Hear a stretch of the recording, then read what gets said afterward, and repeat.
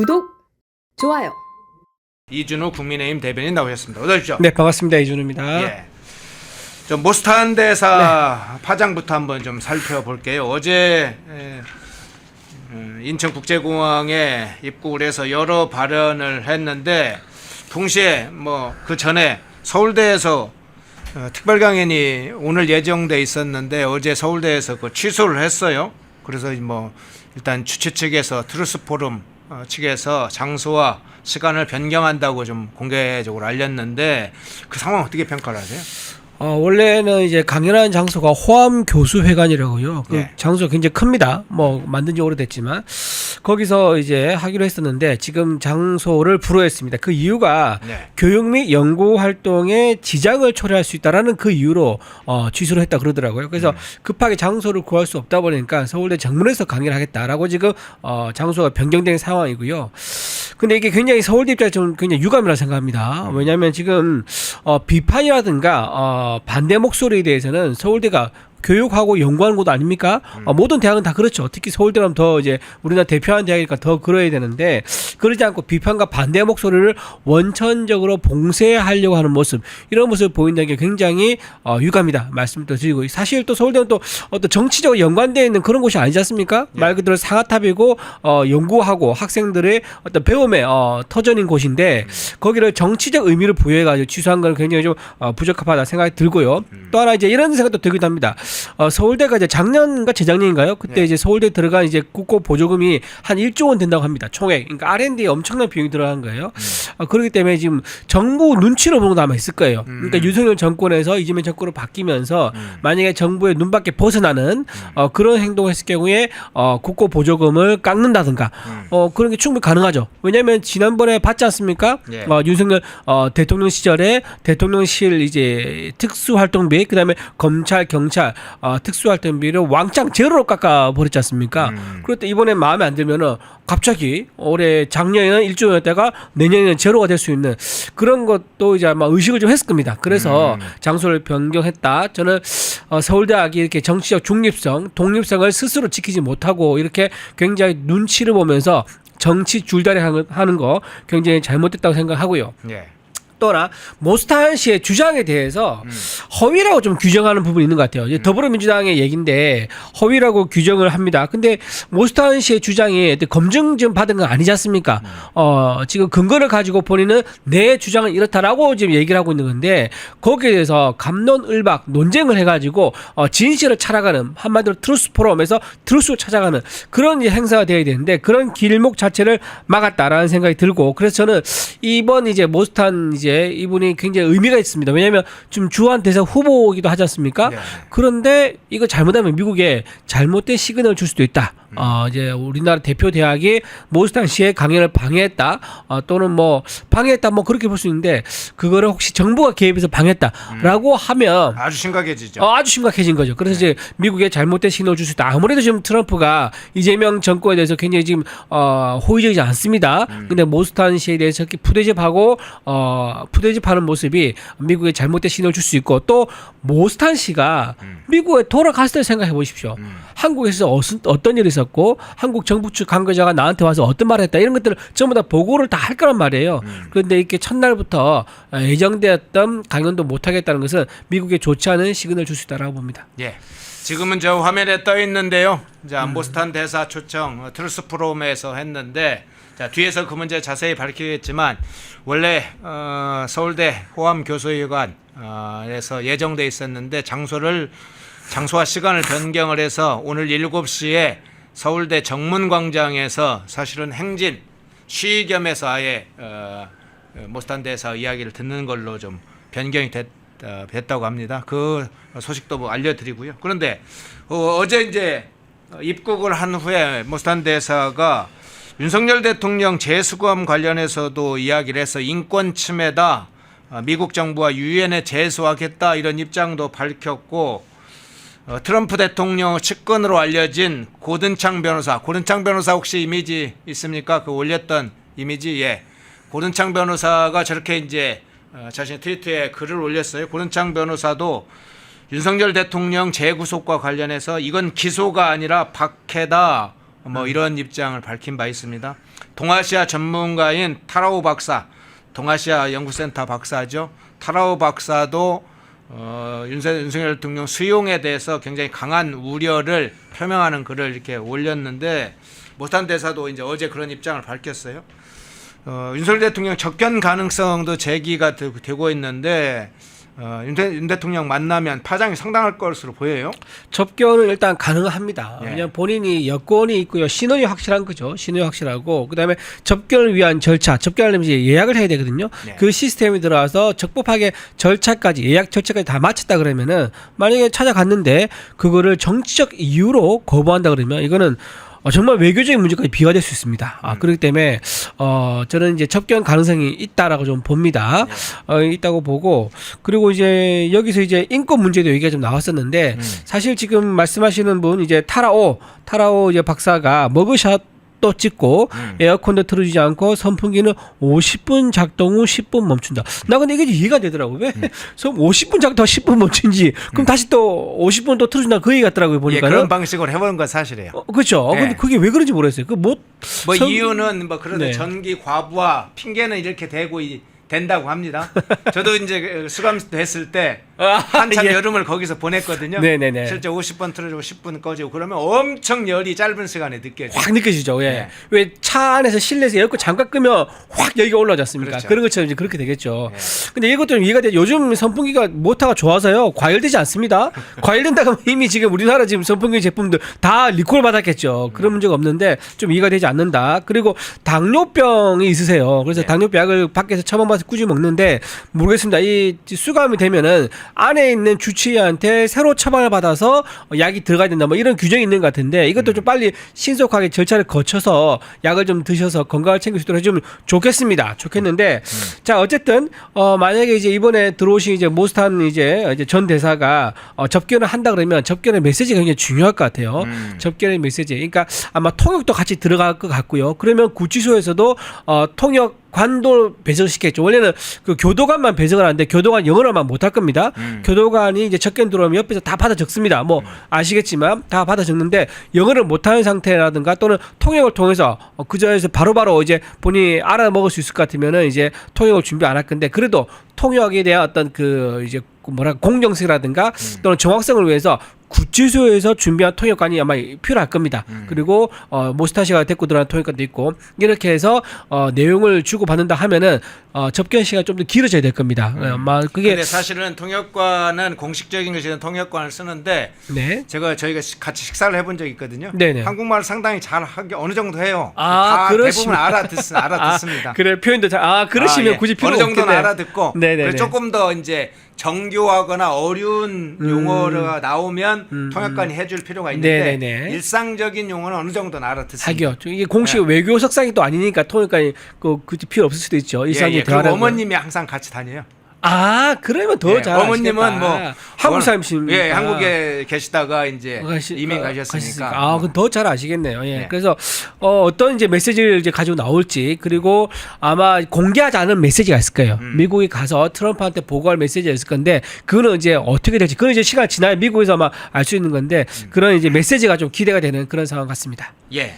그런데 모스탄 대사가 시펙 행사에서 시펙이 보수 이 뭐 세력의 가장 집결 행사라고 보통 시펙이 얘기하지 않습니까? 미국 최대 보수 조직이죠. 예. 그리고 지금 그게 1974년에 만들어졌는데 네. 그때 초대 연설자가 누군지 아세요? 초대 예. 누구였을까요? 맨 처음 초대한 사람이 레이건 대통령입니다. 그때 예. 당시 대통령이 아니었고 예. 캘리포니아 주지사를 막 끝내고 그런 상태였는데 그때 이 단체를 만들면서 초대 연설자를 했었고 거기서 열광적인 이제 호응을 얻어서 그 기세를 몰아서 대통령까지 후보가 갔죠. 되고 대통령이 예. 된 거죠. 됐죠. 예, 예. 근데 이 시펙 행사에서 이 모스탄 대사가 이재명을 겨냥해서 북한, 중국과의 유착 문제를 제기했습니다. 유착 의혹이 있다.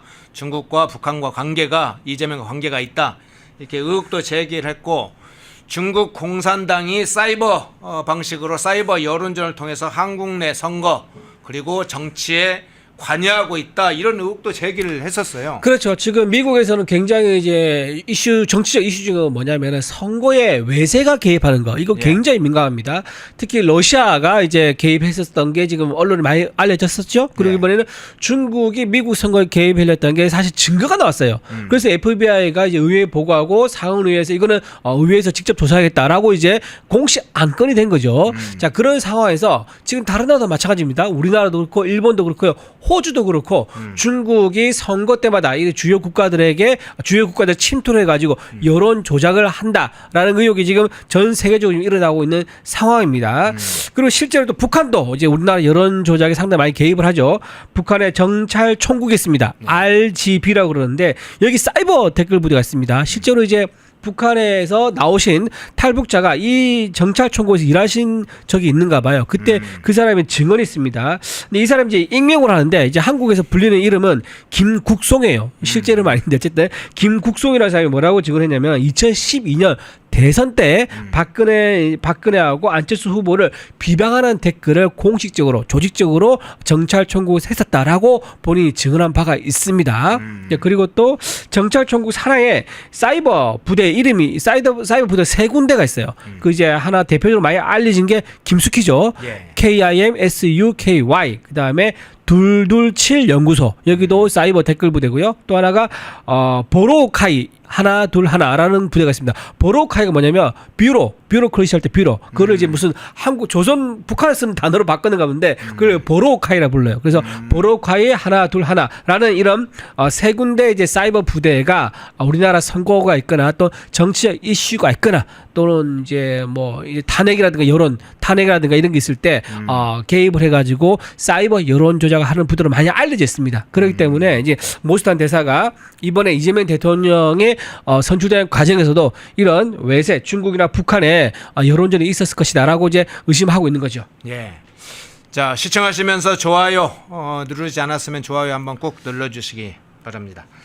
자, 그런데 가장 주목되는 대목은 이번에 이제 한국에 있을 때 어떤 발언을 하실지, 어떤 행적을 보이실지, 뭐 윤석열 대통령을 접견하는 것부터 해서 그에 따른 행적이 이제 국내뿐만 아니라 미국에도 미칠 파장이 있을 것으로는 보이는데 그묻지않게 중요한 것은 이 고든창 변호사와 함께 이 모스탄 대사가 주한미 대사 후보자로 지금 거론되고 있고 또 검토되고 있다는 게 알려지고 있잖아요. 그렇죠. 예. 그런데 두 분 중에 한 명이 실제로 주한미 대사로 임명되면 한국에 미치는 영향, 정권에 미치는 영향 그 부분 어떻게 보세요? 굉장히 큰 변화를 가져올 겁니다. 그리고 이분은 사실 대사라든가 이런 외교 이제 라인들은요, 네. 좀 뭐랄까 전략적 모성을 띠는 분들 사실 많이 이제 있죠. 그리고 드러내지 않는 자기 어떤 생각이나 이제 뜻을 드러내지 않는 그런 스타일이 많으신데 이분들은 아주 명확하죠. 명확하게 이제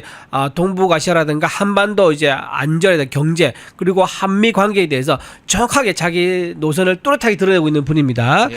자, 그런 분이 이제 한국에 이제 주한 대사로 온다 그러면 첫 번째 과정이 뭐냐? 아그레망이 있습니다. 이재명 이제 대통령이 이 주한 대사를 우리가 동의한다라는 그 사실상 이게 뭐랄까 형식적인 절차이긴 한데 네. 보통 아그레망을 다 줍니다. 근데 이재명 대통령은 좀 독특하죠. 굉장히 예상치 못한 선택을 하거나 또는 좀 막 나가는 이제 그런 이제 정치적 행보를 많이 보인 적이 있기 때문에 만약에 모스탄 대사라든가 또는 이제 고든창 변호사 네. 이 두 분에 대해서 한 명이 이제 왔다 먼저 그러면은 아그레망을 예를 들면 이제 거부한다.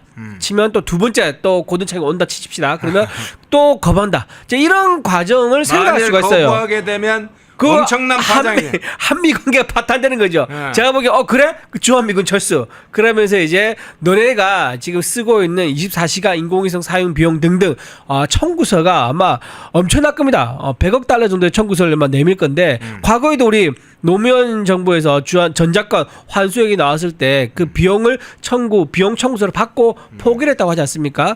그랬었는데 그렇게 되지는 아마 않을 거예요. 그 비용 현실적으로 감당할 수가 없으니까 어쨌든 그렇게 되는 거고. 그래서 두 분 중에 한 분 누구라도 오든지 간에 한미 안보는 굉장히 지금과 다른 관계가 될 겁니다. 지금 이제 중국과 지금 굉장히 턴 레프트 하려는 이제 이재명 정권의 행보에 브레이크가 걸릴 거예요. 브레이크 걸리고 적어도 왼쪽으로 가지 않게 붙잡아두는 효과는 분명히 가져올 것이다. 그리고 지금 우리 미국과 지금 우리 경제적으로 여러 가지 뭐 투자도 많이 하고 협력도 많이 하고 수출도 많이 하고 있지 않습니까? 그 기조가 저 주한 대사가 오므로 인해서 두 분 중에 한 분이 오므로 인해 가지고 당분간 유지될 가능성이 높아지겠다라고 생각을 좀 할 수 있고요. 다만 중국의 입장에서는 그러지 않죠. 굉장히 불편하죠. 고든창이나 모스탄 저런 분이 안 오셔야지 이제 이재명 대표를 중국 쪽 끌어오는데 지금 서북 공정도 열심히 하고 있고요. 또 이번에 해양풍력도 지금 우리나라에 있는 해양풍력 발전 사업에도 입찰에 참여했다 이런 얘기도 지금 들리고 있거든요. 중국이. 그렇다 그러면 이제 굉장히 이제 위험한 거죠. 왜냐하면 해상풍력은 좀 얘기 됩니까? 네네. 해상풍력 같은 경우는 태양광하고 다릅니다. 태양광은 산을 깎아가지고 태양을 향하고 있으면 돼요. 근데 해상풍력은요, 저도 뭐 공부하면서 알았는데 이 센서가 있어가지고 해상 케이블을 이제 깔지 않습니까? 네네. 그러면 해양 지도라는 게 있대요. 그 지도를 반드시 알 수밖에 없대요. 근데 해양 지도는 각국 모든 나라가 그 나라의 기밀, 군사 보안 사항이에요. 왜냐하면 막 유사시에 대비해서 잠수함 이동 경로가 되기도 하고 네, 유사시에 또 어뢰도 심어야 되고 하니까는 그래서 해양 지도가 노출될 수 위험이 있는 거예요. 근데 중국 기업이 참여한다는 거거든요. 또 하나 여기에 고정밀 센서가 달릴 수 있다는 거예요. 케이블에 센서 달지 않습니까? 그러면 음파를 탐지해 가지고 이제 잠수함 종류를 파악할 수 있대요. 잠수함이 지금 지나갔고 그 종류는 뭐다. 그리고 군축함이 왔다 갔다 또는 컨테이너함이 왔다 갔다 이런 우리나라 영내에서 일어나고 있는 모두 있는 주요한 선박이나 잠수함 이동 정보를 다 파악할 수 있다고 합니다. 그리고 이제 풍력 돌지 않습니까? 풍력. 예. 돌면은 이제 터빈이 아주 중요한 부품인데 터빈 못지않게 중요한 게 바로 블레이드예요. 블레이드 끝에 그 센서를 부착하지 않습니까? 그러면 하늘로 신호를 보내가지고 민항기라든가 또는 전투기라든가 또는 수송기라든가 이런 걸 지나가는 것도 실시간으로 파악된다 그러더라고요. 그러니까 이게 왜 중요하냐? 해상풍력이 아니고 예. 실제로는 안보 무기가 그렇죠. 되겠네요. 안보 무기가 되는 레이더 거죠. 역할도 하고 막 그렇죠. 그러겠네. 그리고 예를 들면 이제 우리나라 대통령 이름 1호기 있지 않습니까? 1호기 네. 되지 않습니까? 그럼 그 풍력 발전에서 1호기의 실시간 위치를 확인할 수 있는 거예요. 그렇게 굉장히 안보적으로 위험한 자산인데 그거를 지금 중국에서 특히 공산당 산하에 있는 국영 기업에서 참여를 해가지고 우리나라 사업에 참여하겠다는 거예요. 그게 오늘 이제 서울경제신문이가 보도가 돼서 이게 좀 문제가 있어 보인다라는 이제 얘기가 나오고 있는데 이런 식으로 중국의 개입이 굉장히 노골적으로 드러나고 있습니다. 우리나라 해안선까지도 침탈을 하려고 하는데 이렇게 이제 중국에서 확실한 중국 견제하고 있는 인사가 오게 된다 그러면 미국은 어떻습니까? 중국 제품 CCTV라든가 이런 거 전혀 못 쓰게 합니다. 민간에서 쓰게 하는데 그 이제 정부 기관이지 않습니까? 정부 기관에는 일철 못 쓰게 해요. 근데 우리나라는 지금 어떻게 하면 굉장히 느슨해요. 일부러 좀 느슨하게 해주는 것 같아요. 중국과의 우호적 관계 또는 중국과의 어떤 생태계 산업 생태계인 거죠. 그러니까 좌파들이 정동영 의원이 하고 있는 것처럼 태양광 사업 업체를 만들면은 중국 업체가 싼 이제 자재를 납품하고 그러면 그걸 택가래해서 국산으로 만들어서 납품을 해가지고 국내에 있는 이제 업자는 돈을 버는 거고 그리고 중국 입장에서는 그 업자에게 납품을 해서 국산으로 둔갑돼서 설치가 되면 우리나라 정보를 가져갈 수 있는 거고 자 이런 식으로 위험한 상황이기 때문에 이런 것들이 만약에 모스탄 씨라든가 고든창 씨가 오면 브레이크가 걸릴 거예요. 이런 것도 변화가 상당히 있을 거라 봅니다. 예. 그런데 실제로 주한미 대사로 고든창 변호사와 또는 이 모스탄 대사가 오면 정기적으로 미 본국에 사실은 이제 국내 동향에 대해서 사실 보고를 하게 될 거 아니에요. 네. 이재명 정권이 하는 여러 가지 뭐 중국 친중국 정책이나 친북 정책이나 국내 정책도 보고를 할 거겠지만 국내 정치 사회 동향도 보고를 할 텐데 네. 그럴 경우에 문제가 될 소지 여러 가지 것들이 포착을 해서 미국에 보고를 했는데 그러면 트럼프 대통령이 직접 그런 자신의 메시지로 전달할 가능성도 있습니까? 있죠. 트럼프가 지금 브라질 같은 경우 보세요. 룰라한테 어떻게 하는지 그렇죠. 보면 바로 알죠. 야, 전임 대통령 그 사람 문제가 있어. 그 괴롭히지 마라. 라고 노골적으로 얘기하면서 관세를 어떻게 했죠? 50%를 때렸어요. 그랬죠. 딴 데는 다 25%, 30% 했는데 브라질만 50%로 했습니다. 근데 지금 이제 뭐 예를 들면 모스탄 대사라든가 고든창 대사라든가 이런 분이 만약 한국 대사 됐다. 그런데 거기에 대해서 메시지를 주고 신호를 줬음에도 불구하고 이재명이 못 알아먹고 친중 행보를 보인다. 그러면 트럼프는 제가 바로 행동을 옮길 사람이라고 생각합니다. 네네. 직접 그렇게 메시지로 나올 수 있을 가능성도 있겠고요. 네네네. 예, 모스탄 대사의 한국 입고. 그리고 하나 더 좀 예. 말씀드려도 될까요? 예, 그러시죠. 그분이 이제 오시면 이것도 좀 재밌을 것 같아요. 이게 뭐냐면 중국이 우리나라에서 지금 활동하고 있는 비밀경제 조직이 있다고 얘기 나왔지 않습니까? 그렇죠. 그때 유럽에 있는 어느 국가가 중국에서 운영하고 있는 전 세계 비밀국가 조직을 한번 공개한 적이 있어요. 네. 근데 동방명주라고 해가지고 해상 이제 중국집 만들어서 운영했었는데 이게 지금 명동에도 또 설치되었다는 얘기 나오지 명동 않습니까? 중식당이 크게 지어지고 그렇죠. 있다고 한 층을 통으로 빌려가지고 예. 이거에 대해서 얘기할 것 같아요. 제가 보기에는 한국에서 활동하고 있는 중국 비밀 경찰에 대해서 한국이 왜 이렇게 손 안 대고 느슨하게 하고 있느냐. 너네 간첩법 개정해가지고 이제 한국 내 첩보 활동. 왜냐하면 한국 내 첩보 활동 하는 게요. 곧 미국의 이익과도 직결됩니다. 한국에 있는 미국인들에 대한 동정도 중국인들 파악할 거 아닙니까? 그리고 뭐가 있습니까? 한국에는 평택항. 뭐 평택 기지, 미군 기지가 있는 곳이 많아요. 그러면 미군 기지 같은 거 중국인 들어와가지고 관광객인 척 첩보 활동했을 때 미국이 이익도 바라는 거 아닙니까? 그럴 때 아마 이게 들어오게 되면 한국 내에 활동하고 있는 비밀 경찰 조직에 대해서도 좀 얘기를 하면서 간첩법 개정도 왜 안 하느냐라고 하면서 공개적인 공식 아젠다로 삼을 수가 있어 보입니다. 자, 모스탄 대사의 파장 그 문제 살펴봤고요. 자, 어제 인물 중에 한번 좀 이 부분 짚고 넘어가야 되겠죠. 친박라인 강선우. 네. 예, 강선우의 문제는 여러 친박 가지. 라인이 그 이불 덮으셨다고 해서 이부자리. 이부자리 그걸 이제 덮으셨다. 왕조 시대에 그 역할을 하는 사람 친박 라인이라고 그러는. 김이 나이는 이제 음식 예. 먼저 맛보는 사람이고 침실 챙기선 친박 나이고. 친박 라인이라고. 야. 그러죠. 예. 어제 강선우 후보자 출석해서 뒷관 라인 이런 것도 있을 건데 그러면? 그걸 다 그 있겠죠. 영화 광해 보면 실제로 왕이 예. 실제 직접 서리 안 해요. 예. 그 궁녀가 처리하거든요. 참 황당합니다. 어제 인사청문회 장면 네네네. 여러 뭐 입장을 보이던데 네네. 말도 바꾸고 막 그러던데 네네. 어떻게 보셨어요? 야, 저는 국민들을 기만하고 있다고 생각합니다. 자, 어떻게 했냐면 송구스럽게 생각합니다라고 말을 했습니다. 송구스럽다. 예. 근데 이제 송구스럽게 생각한다 하면서 거짓말을 계속했어요. 자, 본인이 뭐라고 했습니까? 자, 본인은 치킨이라든가 피자 같은 거 차에서 먹으려고 가지고 내려왔는데 그걸 두고 내려다 보니까 그걸 치우면서 뭐 보좌진이 좀 불만 있는 것 같다라고 하는데 첫 번째 상식적으로 어제 먹은 거 그 다음 날 아침에 그 드셔보죠. 그 식은 치킨과 피자가 얼마나 맛이 없는지 여러분 제가 말해 다 아실 겁니다. 그거를 차에서 먹으려고 했다고요?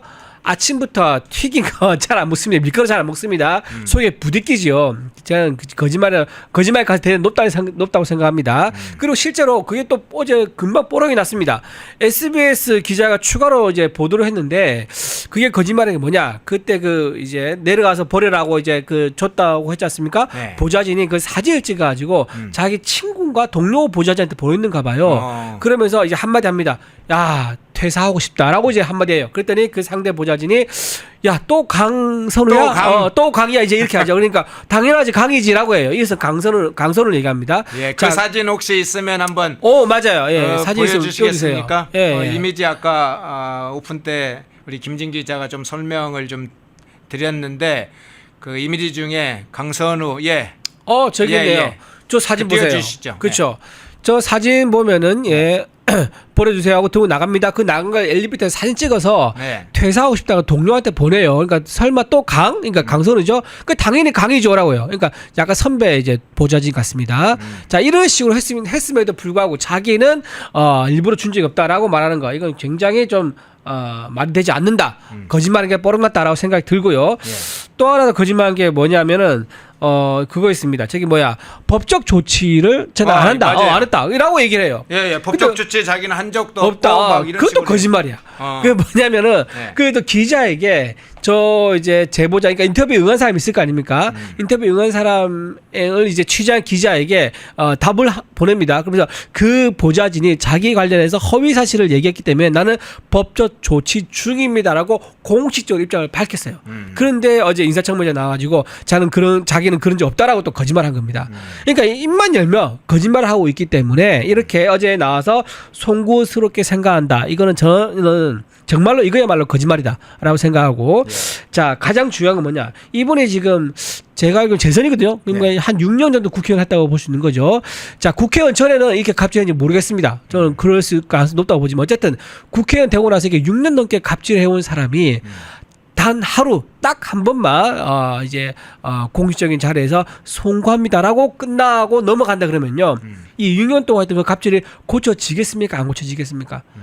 당연히 안 고쳐지지요. 그래서 이거는 그냥 이렇게 송구스럽습니다. 이 말만 받고 넘어갈 일이 아니라 송구스럽기 때문에 거기에 대한 책임을 지는 그런 선례를 만들어야 돼요. 그래야지 첫 번째 동료 의원들도 보고 배웁니다. 아, 내가 동료 이제 보좌진들, 후배 보좌진 또는 직원 보좌진들에게 인권을 내가 존중해주고 권리를 보장해줬다라고 해서 행동을 고칠 것이고요. 두 번째, 보좌진들도 자기 권리를 보장받을 수 있는 거예요. 이 사람들은 전문직 공무원입니다. 이제 특수한 직위를 가지고 있죠. 이 전문직으로 자부심을 느끼고 있는 보좌진들이 스스로 자부심을 느끼며 권리를 행사할 수 있는 그래야지 또 우수한 인재가 더 모이지 않겠습니까? 네.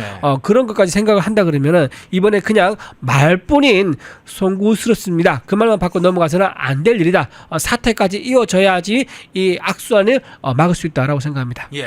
근데 이 강선우 관련된 이제 보좌진 면직 문제도 나왔는데 뭐 사후에 그 면직된 대상자들의 취업방해 문제도 나왔지 않습니까? 맞아요. 예. 그것도 나오고 뭐 46번에 걸쳐 면직 처리가 이루어졌다. 그에 관해서도 본인이 일단 해명을 했는데 여러 보좌진들의 이야기 커뮤니티에는 10분에 한 번씩 욕설이 담긴 문자나 고함을 질렀다.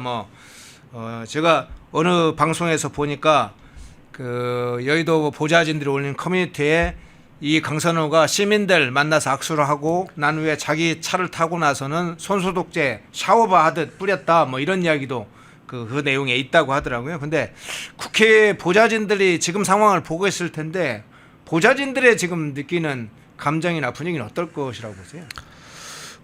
제가 이제 국회 보좌진 출신해 가지고 참 이런 말 하기 좀 조심스럽고 어렵기도 합니다. 왜냐하면 저는 이제 국회에 있으면서 2003년부터 저는 국회 이제 인턴하면서 보좌진 생활을 시작했거든요. 그래서 여러 분을 경험했고 또 여러 사례를 목격하기도 했습니다. 또 전해 들은 것도 많고요. 그래서 사실 강선우 의원 같은 저런 경우가 많이 있는 건 사실이에요. 절대 하지만 이제 저분들 수가 얼마 맞느냐 하면 저는 10% 정도밖에 되지 않는다. 나머지 한 90%는 정말 올바른 인성과 가치관을 가진 분들이 전 다수라고 생각합니다. 근데 저렇게 10% 가진 분이 워낙 악행을 저지르다 보니까 주로 저 사람들 얘기가 많이 돌죠. 그러다 보니까 이제 의원들의 갑질이 뭐 만성적이고 전체 다 그런 거 아니냐라고 밖에서 오해할 수 있습니다. 그렇지만 실제 그렇지 않습니다. 그렇기 때문에 저런 분에 대해서 우리가 용서하고 넘어간다 그러면 10%가 나중에 20%, 30%가 될 수 있는 겁니다. 그래서 보좌진들 특히 이제 국민의힘 보좌진 쪽에서는요 성명을 냈습니다. 이제 보좌진들을 노비로 생각하지 마라. 인권을 보여달라고 성명이 났는데 안타깝게도 민주당 보좌진 협의회에서는 입장을 내지는 않은 것 같아요. 공식적으로. 그러니까 보좌진 협의회 회장인가 하는 분이 사실관계를 파악해보겠다. 사실이라면 그냥 넘어가지 어렵지 않겠느냐 정도의 톤을 얘기하더라고요. 그러면서 결국은 공식 입장을 내지는 않았습니다. 그래서 저는 이건 정치적 문제가 아니지 않습니까? 그렇죠. 이제 근로자의 인권에 관련된 문제이고 또 민주당은 또 이제 주요 정치적 배경이 어딥니까? 민노총의 지지를 많이 받고 있는 분입니다. 민노총이 뭐 하는 곳입니까? 지금은 정치적 결사단체처럼 비슷하게 돼버렸죠. 원래는 노동자의 권리를 위해서 만든 단체거든요.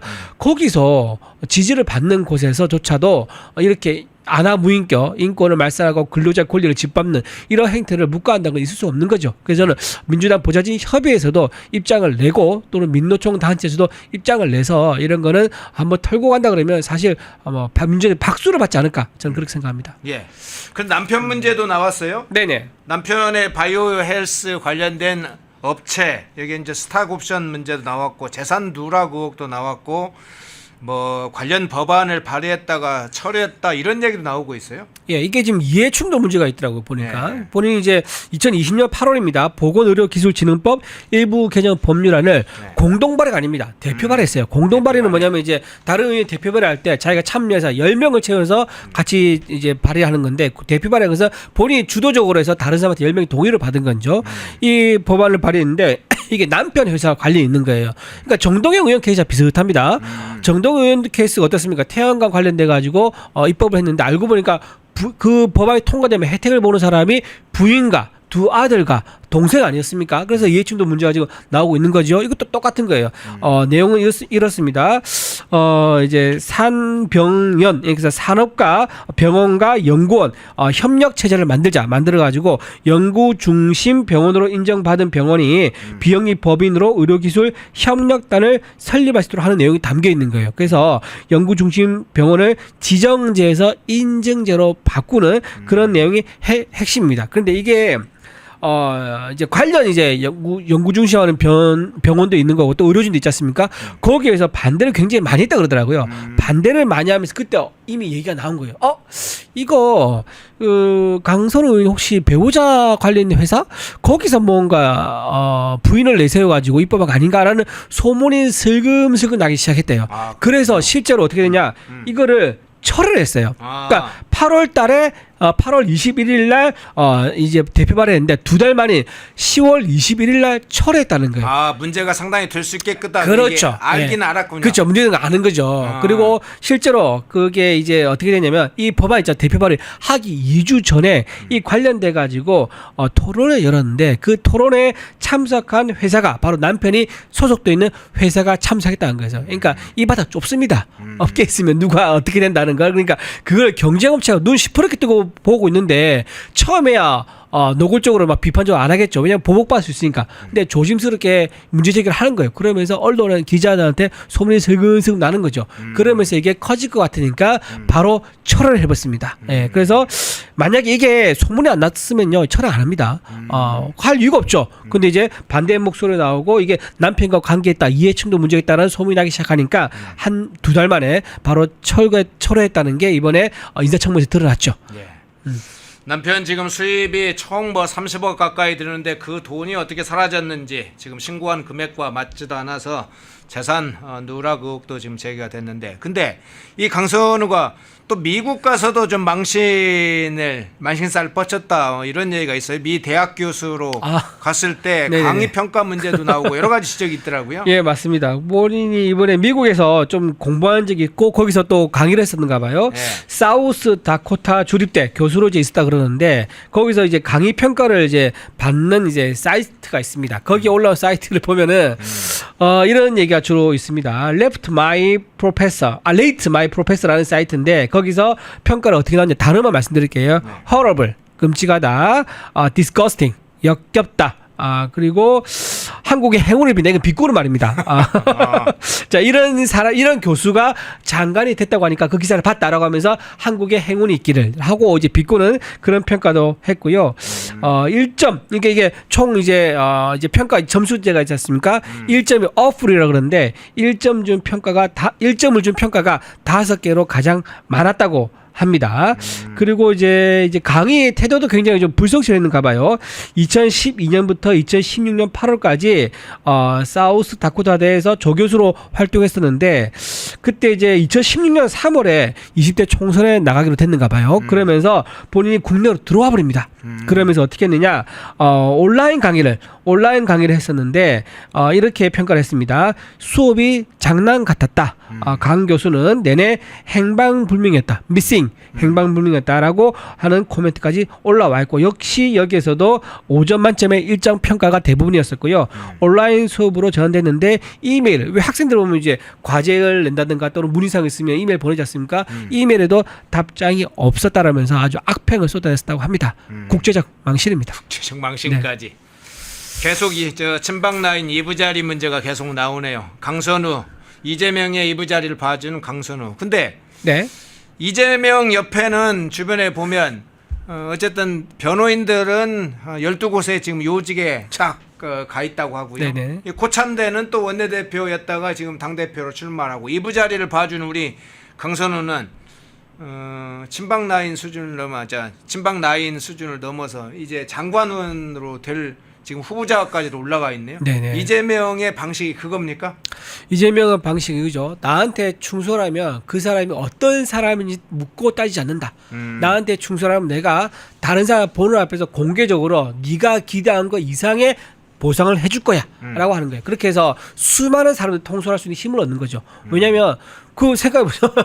예를 들면 내가 당신한테 100만큼의 빚이 있고 100 이상을 갚는 생각하면 보통 150이나 200을 갚지 않습니까? 예. 근데 생각지도 못하게 1000만큼의 보상을 해준다면 그것도 공개적으로 준다고 해보시죠. 그러면 수많은 옆에 있는 사람들이 저 자리가 혹시 나도 될 수 있지 않을까? 라고 하는 그런 기대감을 가지면서 사람 아주 교묘하게 매니퓰레이션하는 거죠. 사람을 교묘하게 조작하고 조종하는 이제 컨트롤러 그러는 무슨 네. 게임 엑스박스처럼 그런 식으로 사람을 조종할 수 있는 그런 힘을 이제 가지게 되거든요. 그래서 제가 보기에는 그런 맥락 속에서 본인이 지금 19명의 이제 국무위원들 중에 있는데 그중에 9명인가 지금 정치인이 지금 그렇게 9명이나 되는 역대 최대 많은 현역 국회의원들을 국무위원으로 앉힌 것은 그만큼 내가 전과 사범이었고 5개 재판 받고 있었기 때문에 대선 후보가 되기 어려웠을 것인데 그걸 어쨌든 끝까지 지켜줬기 때문에 내가 대통령 됐으니까 내가 잊지 않고 갚는다라는 그런 신호, 아주 마키아벨리식의 아주 정근대적인 그런 정치를 하고 있다라고 봅니다. 예. 사실 저거는 우리 편 아니고 나머지 신경 쓰는 얘기예요. 우리 편만, 내 편만, 나를 믿고 충성해주고 묻고 따지지 않고 그냥 내만 따라줄 사람만 신경 쓰고 나머지는 신경 쓰지 않는다라는 그런 의미가 마찬가지죠. 예. 어제 있었던 인사청문회 장면에서 강선을 받고 정동영도 좀 살펴봐야 하는데 정동영 뒤에 가서 좀 잠깐 살펴보는 걸로 하고 주제를 좀 다른 걸로 좀 바꿔서 네. 어제 이재명의 발언 내용을 한번 먼저 좀 잠깐 네. 살펴볼게요. 어제 행정고시 합격에서 5급 사무관에 임명된 신입 사무관 공무원들 대상으로 이재명이 특강을 했습니다. 그런데 이 자리에서 뭐라고 했냐? 공직자는 청렴해야 된다. 청렴해야 된다. 공직자는 청렴해야 된다. 그러면서 이렇게 덧붙였어요. 나는 부패한 사람으로 온갖 음해를 당했기 때문에 정말로 치열하게 저의 사람을 관리해왔다. 돈은 마귀다. 이 마귀는 절대로 마귀의 얼굴을 하고 나타나지 않는다. 가장 아름다운 천사의 모습을 하고 나타난다. 이렇게 이야기를 했어요. 저 이야기할 때 저 마음이 어떨지 참 궁금해지는 대목이긴 한데 공직자는 청렴해야 한다. 저 말을 참 본인이 저 입에서 나올지 참 어떻게 들으셨어요? 저 영상이 있더라고요. 예. 그 뉴스를 좀 봤는데 저 말을 할 때 그 화면에 청중에 비춘 게 있거든요. 그 예. 신입 사무관들 그랬어요? 얼굴 표정은 모르겠어요. 제가 지금 그렇게 혼자 느끼는지 모르겠는데 표정이 정말 썩소요. 썩소 웃기고 있네라는 표정을 다 하고 있는 것 같아요. 그 머릿속으로는 네. 저분이 저런 말 해도 되나? 너무 황당하다라고 하는 그런 생각을 하고 있는 것처럼 저는 보이더라고요. 그럼 너나 잘하세요. 네, 너나 잘하세요. 그리고 당신, 네, 참, 저도 어이가 없어서 제 말이 헛웃음이 나오는데, 네. 저는 이제 유체이탈 화법 있지 않습니까? 이거 참 궁극의 유체이탈 화법은 조국이었다라고 생각했었어요. 근데 야, 역시 함부로 그 끝을 예상하면 안 돼. 항상 그 끝에서는 어디선가 그 끝을 너머의 끝이 또 있는 거예요. 진짜 끝판왕이 왔다. 유체이탈의 끝판왕이 왔다. 바로 이제 이재명 대통령 같아요. 본인이 지금 어떻습니까? 지금 뭐 대북 불법 송금한 거 남의 돈 받아가지고 본인이 의전 비용을 지금 지불했지 않습니까? 그리고 법인카드로 1억 넘게 횡령한 걸로 지금 재판받고 있는 중이고요. 대장동 사업 몸통이 김만배가 슬쩍 했지 않습니까? 그분 거다라고 얘기했지 않습니까? 자, 그렇게 수많은 이제 인허가 사과 관련된 비리가 있고요. 그 다음에 대북 송금 등 법인카드 등등이 있는데 이렇게 참 잘하는 새싹 신입 공무원들에게 청렴해야 된다 말을 했다는 게 참 이 사람들은 이제 평생 아마 잊지 못할 것 같아요. 어디 가든지 간에 내가 어떤 사람한테 무슨 말 듣는지 아니? 하면서 하여튼 그렇습니다. 참 안타깝고 참 화가 많이 납니다. 예. 자, 본인 옆에 있었던 측근들 구속되거나 재판받는 사람들 질비하다는 걸 기억하면 본인이 저런 입에서 차마 떼지도 않을 텐데. 아니 그리고 돌아가신 분들 7명이 좀 넘어요. 그렇죠. 본인 관련된 의혹 때문에 재판받다 돌아가신 괴로워서 돌아가신 분들. 이거 진짜 이거 그냥 웃으면서 얘기할 게 아니지 않습니까? 사실은 참. 그렇죠. 예, 예. 심각한 문제죠. 예. 이재명 너나 잘하세요. 자, 그런데 네네. 이것과 함께 김병기 지금 민주당 대표 직무대행이면서 원내대표를 맡고 있는 김병기가 어제 최고위원회 회의에서 윤석열 대통령을 향해서 이런 얘기했습니다. 죽어도 감옥에서 죽어야 된다.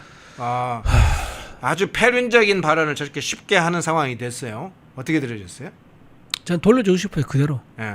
예, 이재명 대통령에게 돌려주고 싶고 김병기 의원한테 돌려주고 싶습니다. 지금 혐의가 확정되지도 않고 재판받고 있는 겁니다. 그리고 이 모든 과정이 어떻습니까? 지금 민주당에서 예산 깎고 사람 빼내고 하면서 탄핵, 31번의 탄핵, 그 다음에 예산 깎으면서 일 못하게 하고 이런 식으로 하면서 정부를 끝까지 괴롭힌 거 아니겠습니까? 그러다가 이제 궁지에 몰려서 이제 이런 상황까지 오게 됐는데 거기에 대해서 일말의 양심의 가치도 느끼지도 않고요. 그리고 이걸 이용해가지고 저렇게 조롱하는 모습 보니까 저분이야말로 정말로 강서로 못지않은 정신세계를 가지고 있는 분이 아닌가. 또 실제로 저 김병기 의원이 강선 의원의 그 갑질 의혹에 대해서 뭐라고 했냐면 감사줬어요. 아, 그랬어요? 그 기자 질문에 그 예. 뭐라고 얘기했냐면 어떻게 생각하냐 물었더니 그게 말이 되냐면서 이러면서 그 직원이 잘못했을 수도 있지 않느냐라고 김병기 의원이 얘기했어요. 그다음에 김병기 의원도 혹시 그러면 강선 의원과 비슷한 과인가? 라는 생각이 좀 들더라고요. 왜냐하면 그거를 당연하게 생각을 하기 때문에 그런 말이 나온 거지.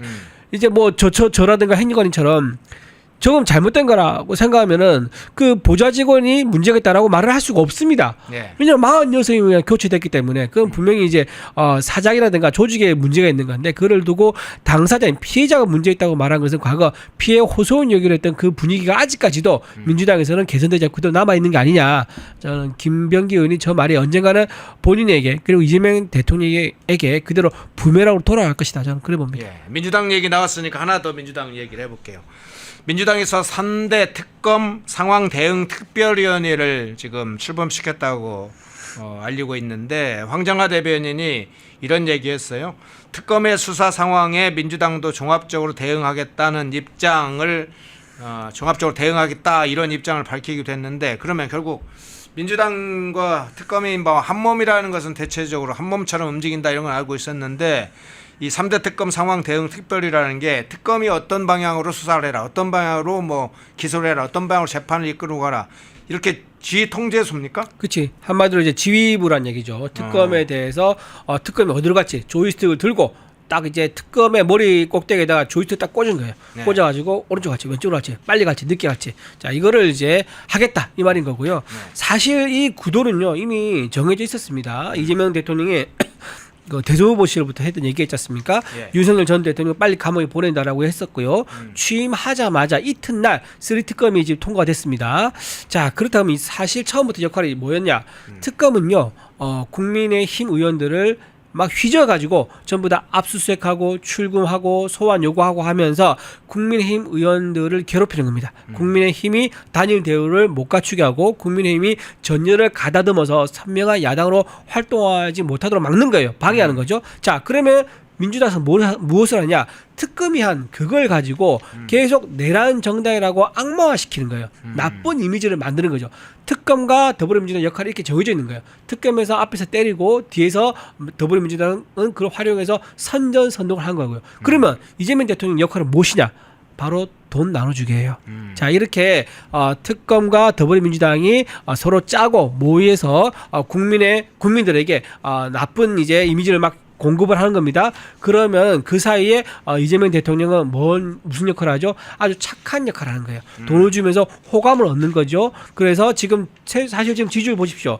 지지율 보면 실제로 이재명 대통령 지지율이 60% 넘습니다. 네. 이렇게 지금 굉장히 황당한 상황이 벌어지고 있는데 그 이유는 이렇게 좀 국민들한테 왜곡된 정보가 주입이 되고 그리고 뒤에서는 달콤한 현금을 꽂아주다 보니까 국민들이 좀 착각하게 되는 거죠. 이성적인 판단을 못하게 되는 거죠. 자, 이런 상황이 언제까지 갈까요? 내년 지방선거 때까지 쭉 이어질 것입니다. 원래 특검 활동이 올해 연말까지 활동 기간이 되거든요. 근데 한번 연기를 하셨습니다. 한번 연기해서 내년 지방선거 때 바로 코앞까지 끌고 가는 거죠. 그러면서 내란 정당을 청산하기 위해서는 지방선거에서 이겨야 된다라는 그런 프레임을 씌울 거고요. 또 그때쯤 되면은 이재명 대통령이 경기가 심상치 않다. 경기 부양을 목적으로 또 한 번 현금을 나눠줄 가능성이 높습니다. 자, 이런 식으로 지금 이미 짜여진 각본이 있다.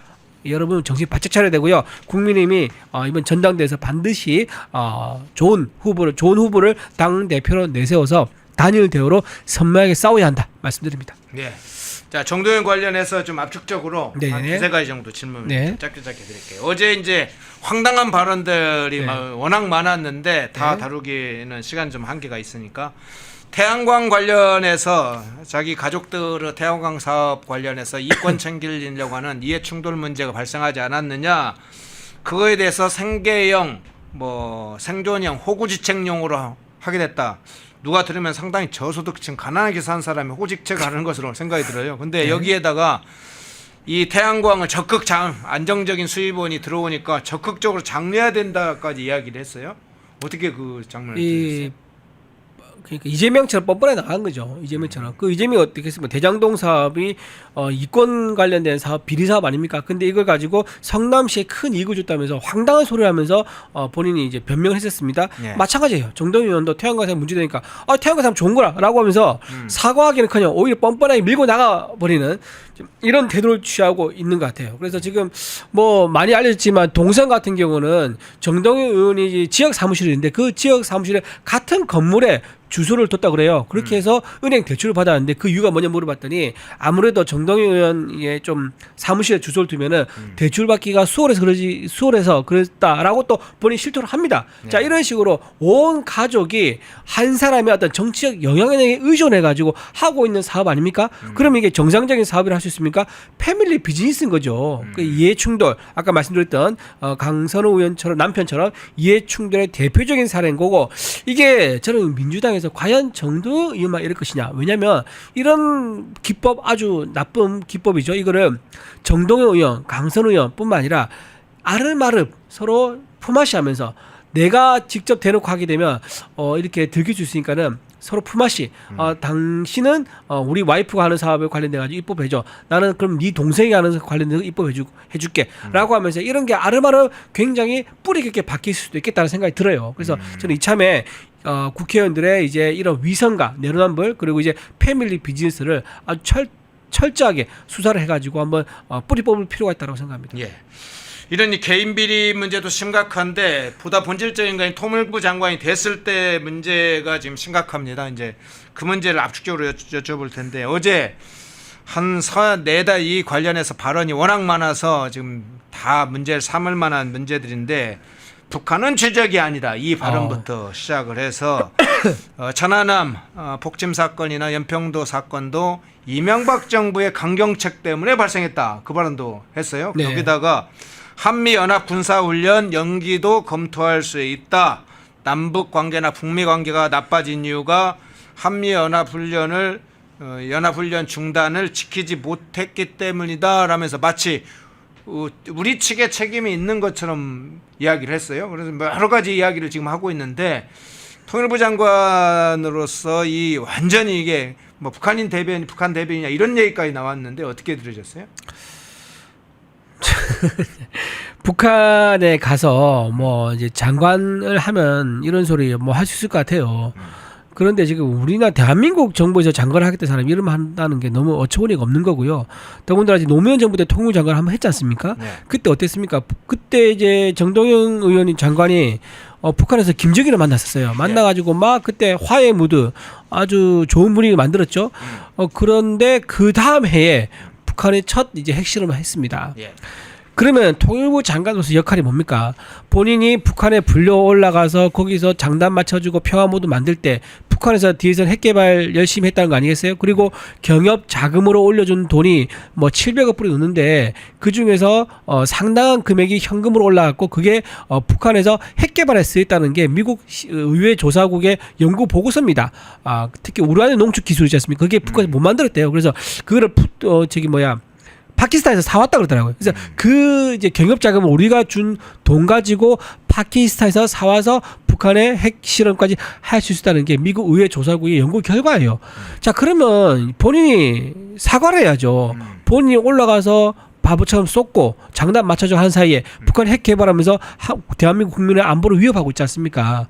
자, 그렇다고 그러면 반성하기는커녕 오히려 한 번 더 그런 시도를 하겠다. 지금 말하는 걸 보니까 통일부 장관이 되면 뭐 한 달 내로 북한에 올라와서 김정은 만날 것처럼 얘기한 것 같아요. 예. 좀 정신 좀 차려라 말씀드리고. 국정원에서 이미 작업을 하고 있나요? 이미 저는 작업했다고 봅니다. 이종석 이제 국정원장이 지금 어떤 분입니까? 석사, 박사학위 논문이 전부 다 김정일 김일성 관련된 연구 논문으로 석박사학위를 받았었어요. 그러면서 우리나라 대한민국 남한 정권보다 북한 정권이 좀 더 정통성이 높다라고 칭송하고 찬양까지 했었습니다. 그런 분이 국정원을 이끌고 있는데 지금 통일부 장관 정동영이 되는 것을 이제 기정사실화하고 이미 이제 사전 작업을 하고 있다. 저는 그렇게 봅니다.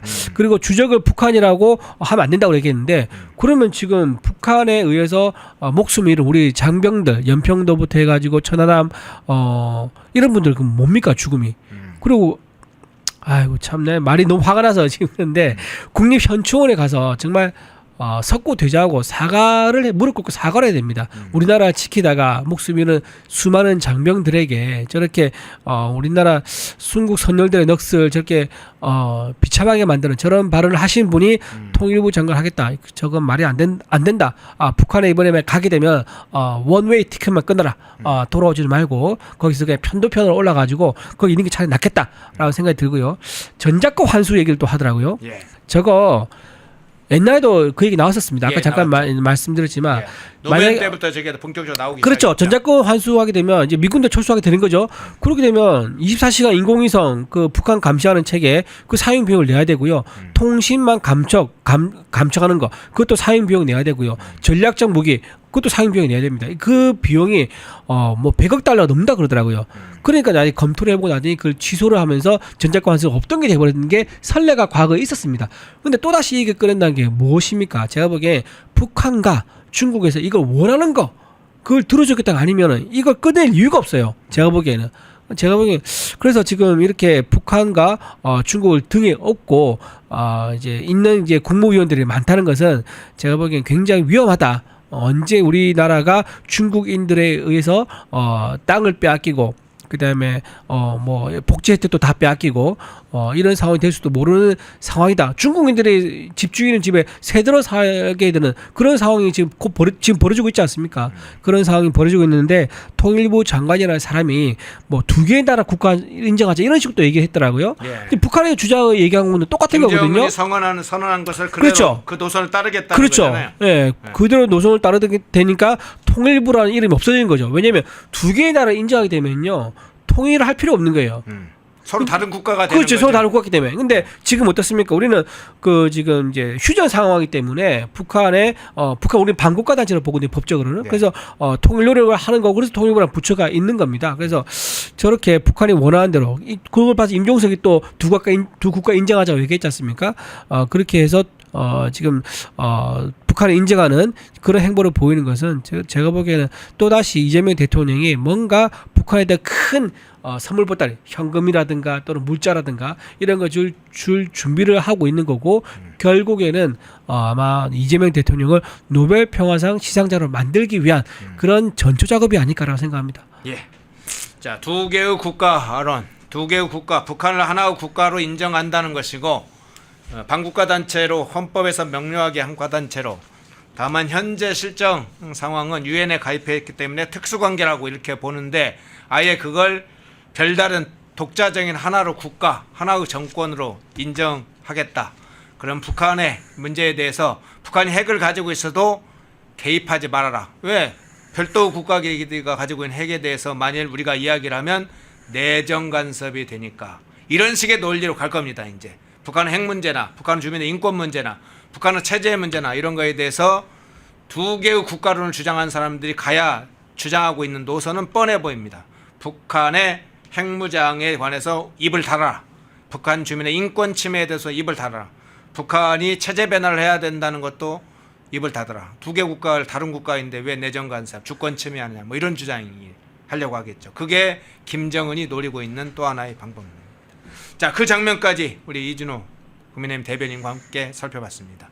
고맙습니다. 네, 고맙습니다. 펜앤마이크와 광동이 함께 준비한 광동 루테인 밀크 시슬 혈행 개선, 노화로 인한 눈 건강, 간 건강. 펜앤마이크 TV 단독 할인 2개월분 한 박스에 3만원, 6개월분 세 박스에 84,000원. 펜앤마이크 구독자 전용 댓글 상단 할인 링크에서 구매 가능합니다. 전화 문의는 1661-6915, 전화 문의는 1661-6915.